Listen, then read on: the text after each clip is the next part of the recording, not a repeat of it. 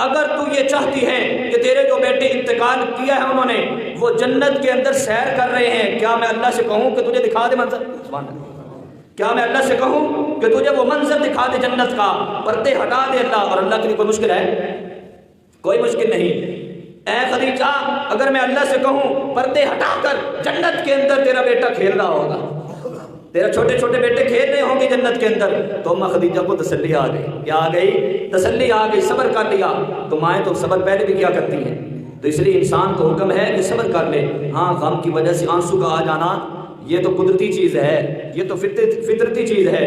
جب پیارے آقا صلی اللہ علیہ وسلم کا بیٹا فوت ہوا حضور کی آنکھوں سے بھی آنسو جاری تھے، تو یہ تو قدرتی چیز ہے۔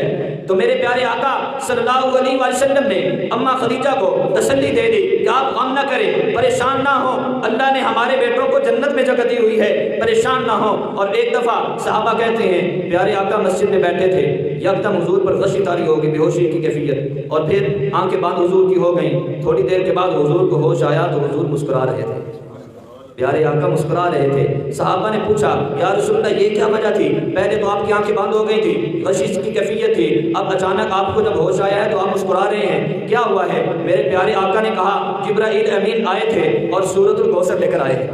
انا اعطیناک الکوثر فصل لربک وانحر ان شانئک هو الابتر۔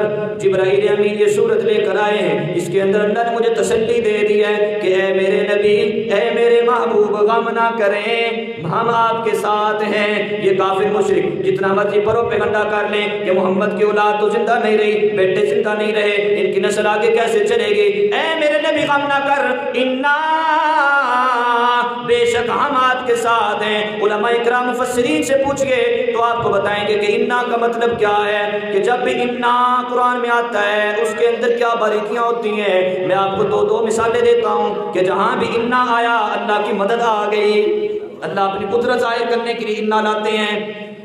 انا انزلناہ فی لیلۃ القدر، انا آیا کہ نہیں؟ تو انا کا مطلب اے میرے نبی، اے میرے محبوب، ہم نے آپ کو لیلۃ القدر دی ہے۔ کس نے دی ہے؟ ہم نے، اللہ اپنی طرف اشارہ کر رہے ہیں۔ اے میرے نبی گھبراؤ نہیں، ہم نے آپ کو لیلۃ القدر جیسی قیمتی رات عطا فرمائی ہے۔ دوسری جگہ اللہ فرماتے ہیں انا نحن نزلنا الذکر وانا لہ لحافظون، ہم نے ہی قرآن آپ کو دیا ہے، سبحان اللہ، ہم نے ہی قرآن آپ کو دیا ہے۔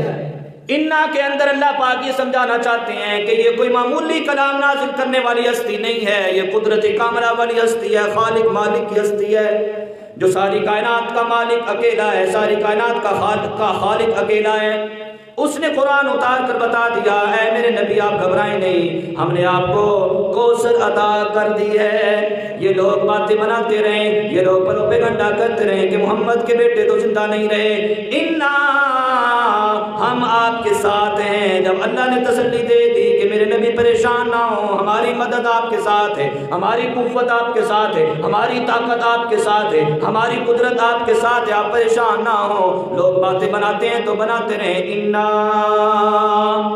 اعطینا، اعطینا کسے کہتے ہیں؟ ایک ہوتا ہے ایتا، ایک ہوتا ہے آتا، مطلب سمجھ لیں، ایک ہوتا ہے ایتا تا کے ساتھ الف با تا، وہ جو تا رہی، ایک ہوتا ہے عطا، عطا عین طا کے ساتھ ہے، عطا اسے کہتے ہیں۔ عطا سے نکلا ہے اعطا اور اعطا سے نکلا ہے آتینا۔ عطا کس کو کہتے ہیں اور آتا کس کو کہتے ہیں؟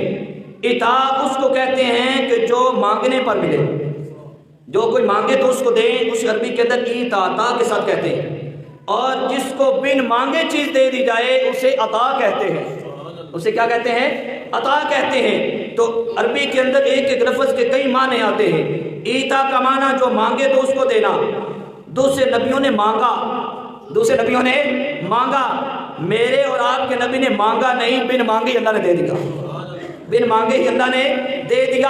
تو میرے نبی کی شان اونچی ہے، بلند ہے، بالا ہے، رفیع ہے اور رفعت اور بلندیوں والی ہے۔ تو میرے پیارے آقا نے مانگا نہیں، کوثر کو مانگا نہیں، اللہ نے کہا میرے نبی انا اعطیناک الکوثر، ہم آپ کو کوثر دیتے ہیں، ہم آپ کو کوثر دیتے ہیں۔